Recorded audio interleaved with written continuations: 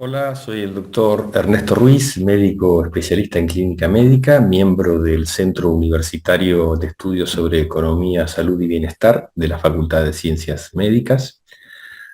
Y vamos ahora a desarrollar una serie de videos sobre cómo presentar trabajos de investigación científica. En esta ocasión vamos a referirnos al aspecto que debe tener la presentación y aspectos específicos de cómo hacer la parte de exposición. Con respecto al aspecto de la presentación, esto que voy a mencionar es válido no solamente para la presentación de trabajos científicos, sino muchos de estos conceptos son válidos para cualquier tipo de presentación que hagamos.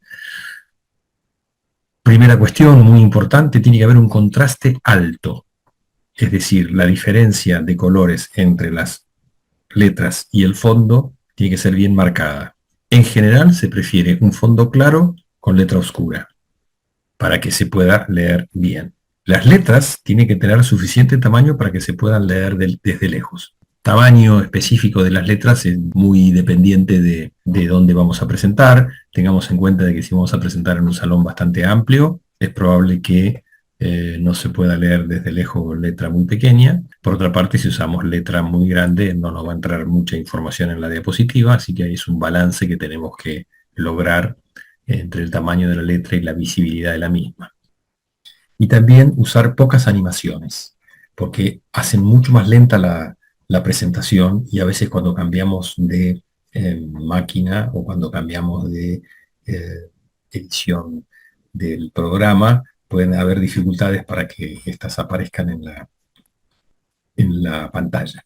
Recordemos que estamos pensando en presentación de un trabajo de investigación que tenemos poco tiempo. En una clase, en una charla de otro tipo, podemos hacer animaciones y presentaciones más divertidas, pero aquí tenemos poco tiempo para exponer nuestro trabajo. Entonces tenemos que tratar de focalizarnos mucho. Y también no hacer muchas transiciones entre diapositivas. La diapositiva que sale toda la diapositiva por la derecha y entra por la izquierda, eso enlentece la presentación y nos puede complicar nuestra exposición. Entonces, más bien, tenemos 10 minutos, simplifiquemos. Pocos colores. En líneas generales tiene que haber pocos colores. Probablemente un color, en este caso vemos en esta diapositiva que tiene un color y un resalte en negro. Puedo agregar un segundo color, pero no muchos colores, porque fatigan visualmente si tengo exceso de colores. Y yo insisto, tengo poco tiempo para presentar y quiero ser muy preciso en lo que quiero presentar. En líneas generales, los pocos colores vale para cualquier tipo de presentación. Las presentaciones muy coloridas parecen verse muy llamativas, pero no son lo ideal. Otra cosa importante es que lo que vemos en la computadora cerquita de nuestros ojos no es lo que se proyecta. Cuando proyectamos se pierde mucha definición. Por eso la cuestión del que el contraste debe ser bien claro, bien alto contraste en la computadora para que después en la proyección se siga manteniendo esa calidad. Si hacemos un poco contraste, si la letra es medio clarita y el fondo es medio clarito también, por allí, al presentarlo en un salón que tenga un poquito de luz, que no esté completamente oscuro, no se va a ver todo lo que estamos poniendo en la computadora. Por eso conviene simplificar. Aquí tenemos algunos ejemplos. A la izquierda, ejemplos de fondos inadecuados. ¿Por qué? Porque precisamente tienen poco contraste. Y además tienen un color muy fuerte. Y ese color fuerte también cansa. Lo puedo hacer en un pedacito de la frase, el color. Este tipo de colores, sobre todo este color y este color. Pero estos no son buenos ejemplos de contraste. En cambio, de este lado vemos ejemplos de mejor contraste. Fondo claro, letra oscura. El máximo contraste podría ser fondo negro, letra blanca, pero esto es muy cansador también. No recomendamos para todas las diapositivas este tipo de contraste. Aquí tenemos un ejemplo de diapositiva que tiene varias cosas que no serían las correctas. Primero, la letra es en New Times Roman, que no es la letra más agradable, la más definida y la más agradable para leer. Segundo, tiene este problema de un contraste demasiado importante y comparado con las que veníamos viendo de un fondo clarito con letra negra, esta cuesta un poco más leerla. Tercero, tiene mucho texto y es difícil, más difícil de leer. Esta no sería una diapositiva ideal. Otro concepto importante, en general, casi para cualquier presentación, es esta de la regla de las 6 líneas. Yo le agregué, dicen 6 líneas y 6 palabras. Digamos que no más de 10 palabras por línea y no más de 6 líneas. Esto nos da la idea de que la diapositiva que estamos presentando no tiene que estar cargada de información, porque la gente leer cuesta más que escuchar. Y si yo tengo que leer todo lo que dice la diapositiva, tardo como más tiempo en prestar atención, en focalizar mi atención. Entonces no tengo que cargar demasiado las diapositivas. Esto es importantísimo. En líneas generales, preferir las tablas a los gráficos, porque son más fáciles de leer las tablas que los gráficos. En líneas generales, hay casos específicos en los que el gráfico es necesario. Por ejemplo, una línea de tiempo donde te quiero mostrar cómo subió, cómo bajó la prevalencia, u otro tipo de gráficos donde es la manera de mostrar. Pero si quiero presentar la frecuencia de género de un trabajo, pongo mujeres 56% y no a un gráfico de torta para mostrar eso. Porque recuerden que tengo poco tiempo y poco espacio también, porque son solo 10 diapositivas. El gráfico me ocupa bastante espacio. En general, tratemos de minimizar el contenido de las diapositivas. La información necesaria para que se entienda lo que estoy diciendo, pero poco contenido. Aquí tenemos un ejemplo de diapositiva con un alto contraste que hace difícil su lectura. Tiene muchísima información. Describir esta diapositiva lleva 2 o 3 minutos, porque tenemos gran cantidad de información. Esta es una diapositiva engañosa porque es una sola diapositiva, pero acá tengo que dar toda esta información que estoy mostrando. Estas tablas o esta tabla, esto probablemente nadie lo pueda leer. Y el expositor tiene que acercarse para leerlo. Entonces, si yo tengo que decir no se ve claramente, y entonces si no se ve claramente no me lo muestres. Mostrámelo de alguna manera que yo lo pueda ver. Entonces esta es una diapositiva engañosa porque dice que es una sola, pero son un montón de datos. Esta es otra diapositiva con demasiada información. Esto es solo una diapositiva real. Acá tenemos en este sector bastante información presentada un poco no muy claramente. Acá tenemos un gráfico de tortas donde va a ser complicado que el espectador tenga que mirar y relacionar cada uno de los colores, y encima los colores nos contrastan tanto, y además tenemos una tabla con información que le falta información. Entonces todo esto está puesto en una sola diapositiva. Entonces acá tenemos un núcleo de información, acá tenemos otro núcleo de información, y acá tenemos otro núcleo de información. Son 3 diapositivas en una. Por lo tanto, nos lleva tiempo. Simplemente eso. Pues si es la única de resultados, no hay problema. Pero si tengo más de resultados, esta diapositiva es mentirosa en ese sentido. Nos está consumiendo tiempo. Este es otro ejemplo de diapositiva de discusión, con mucha información, sin análisis y con un montón de conceptos. Entonces acá tengo que la inhaloterapia, yo se supone que voy sabiendo de qué se trata, que es BD, que es broncodilatadores en este caso, y que es corticoides, entiendo yo que es pero tiene demasiada información. También podríamos decir que es una diapositiva mentirosa porque hay bastante información, y creo que falta un poquito más, y además me pone las limitaciones, y si esto es la discusión, la verdad que no va a ayudar a que la persona se recuerde con exactitud de qué se trataba el trabajo. Fíjense si yo lo pongo así, son los mismos datos. Entonces encontramos que el uso de bronquiolitis inhalados fue el 77%, podemos ponerle una categoría, fue alto.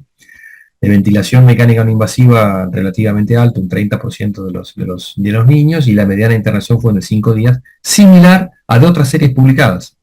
Con ese dato, que yo ya quizás vine explicando previamente otras series publicadas, digo, es similar. Bien, yo tengo 10 minutos, no pongo a explicar demasiado lo que dicen las otras series. La frecuencia de ventilación mecánica invasiva fue más alta que en otras investigaciones. En Neuquén el 15% versus el 2%.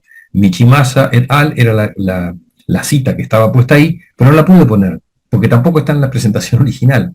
Bueno, puedo poner, como este es un dato que es relevante, lo puedo poner en otro lado que lo vamos a ver. Y digo, y todos los pacientes recibieron oxigenoterapia, y quizás otra de las limitaciones.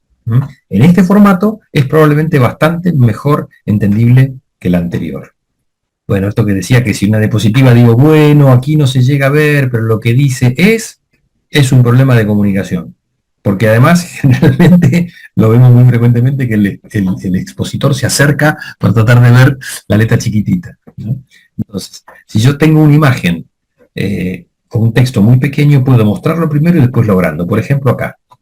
Entonces, acá tengo esta escala de Womack, que obviamente nadie la puede leer, entonces yo agrando un pedacito de la escala para mostrar ese pedacito para que se entienda y me crean, entre comillas, de lo que estoy presentando. Entonces sería una manera de poder salvar el obstáculo de que tengo por ejemplo, un cuadro o un gráfico muy pequeño. Un aspecto muy importante. La letra mayúscula solo se debe usar cuando se debe usar. La letra mayúscula es gritar, de alguna forma, y cansa, fatiga mentalmente. Entonces, ¿cuándo uso mayúscula? Bueno, al inicio de una frase, un nombre propio, un germen, o de un investigador, alguna palabra que quiero resaltar. No se escriben en mayúscula los nombres de drogas, los meses del año, después de una coma, después de 2 puntos, no se escribe con mayúscula. No usar tanta mayúscula. Muchas de estas consideraciones, no lo vamos a hacer acá porque tenemos poco espacio, pero si yo hubiese viniera usando todas letras mayúsculas, estarían como más cansados, más fatigados mentalmente. Otro aspecto interesante que, excepto que el organizador de la reunión diga que tiene que haber una diapositiva con bibliografía, no perder espacio para incluir la diapositiva en línea general. Eso es una presentación de 10 minutos. Quiero presentar fundamentalmente cuál es el problema, cuál es la pregunta de investigación, cómo hice para estudiarlo y cuáles son los resultados y una breve consideración de conclusión. La bibliografía me ocupa espacio, excepto que en algunos lugares me pidan que la presente, por supuesto. A veces necesito presentar una bibliografía en un método específico, una escala que no es de uso habitual. Si yo ya digo que usé la escala, el MEL para evaluar la insuficiencia hepática, probablemente no tengo que poner la cita porque es algo que es muy reconocido, ¿no? O uso una escala que todo el mundo conoce, no necesito poner la cita porque es conocida en el ámbito habitual. Pero si uso alguna escala en particular o alguna cita en particular de algún método, puedo ponerla. Entonces, por ejemplo, en el caso de esta, puedo poner la cita de la tabla aquí abajo. Esta tabla, además, está en otro idioma. A veces hay que tomarse el trabajo de traducirlo, a veces. Cuando yo estoy haciendo la práctica y estoy haciendo la presentación, tengo que pensar que la persona que me está escuchando no sabe nada. Yo me la conozco de memoria porque hice el trabajo y repasé la presentación, hice un montón de cosas, pero siempre tengo que tratar de ponerme del lado del público para ver si hay algo que puedo mejorar, alguna frase, algún aspecto que puedo mejorar. Por supuesto que la organización de las diapositivas es muy importante, que sigan un orden lógico, que lo vaya llevando a la persona sin que tenga que hacer un gran esfuerzo, que esté bien organizado. Todas las frases deben entenderse, con pocas palabras y tiene que ser en idioma español entendible. Letra suficientemente grande para leerse de lejos. De ser posible, el contenido es autoexplicativo, o sea, no necesito explicarlo. Si se puede, mejor. Si la frase que está escrita, mejor. Quizá la frase hace un resumen y el orador se explaya un poquito más. Pero la frase en sí misma está diciendo lo que quiero transmitir. Y con respecto específicamente al momento de la exposición, hay muchas cosas para decir, pero mirar al público, no mirar para abajo, no quedarse mirando la presentación y nunca mirar al público. Mirar al público, mirar a los ojos a las personas en las que estoy dando la presentación, en líneas generales, no leer toda la diapositiva. Yo ya la hice la presentación, la practiqué 3 o 4 veces, me conozco el texto. Quizás con las primeras 3 palabras ya sé de qué se trata. Y puedo leer las primeras palabras, hablar, después volver una miradita rápida y volver a hablar. Pero si podemos decirlo a todos sin mirar al público, es mucho mejor. Si tengo dificultades de tono de voz, y bueno, esforzarme porque me tienen que escuchar lo que están al fondo. Por supuesto que si estoy en un salón muy grande, será un problema de los organizadores que me presten una amplificación de sonido, pero tengo que pensar que me tienen que escuchar todos. Entonces, si yo tengo una dificultad porque mi volumen de voz es pequeño, practicar y tratar de pasar por encima de esa dificultad. Y otra cosa importante, Gran parte de la comunicación es no verbal. Lo que hablo es una parte, pero lo que no, lo que cómo me paro, cómo me muevo, habla también de la comunicación. Hay quien dice a veces, lo que haces no me deja escuchar lo que decís. Tampoco significa que tengo que ser histriónico y moverme un montón, porque eso distrae también. Recordemos que tengo 10 minutos para presentar mis resultados, pero por otra parte no puedo estar mirando hacia abajo, todo encorvado y hablando para adentro. ¿No? Tengo que pensar que tengo que ser alguien con la madurez suficiente para poder expresarme correctamente. Por eso, la presentación de trabajos de investigación es una buena manera de crecimiento personal. A medida que lo vamos haciendo con el tiempo, vamos adquiriendo más habilidad y nos sale mejor. Y este es el fin de la segunda parte. Muchas gracias.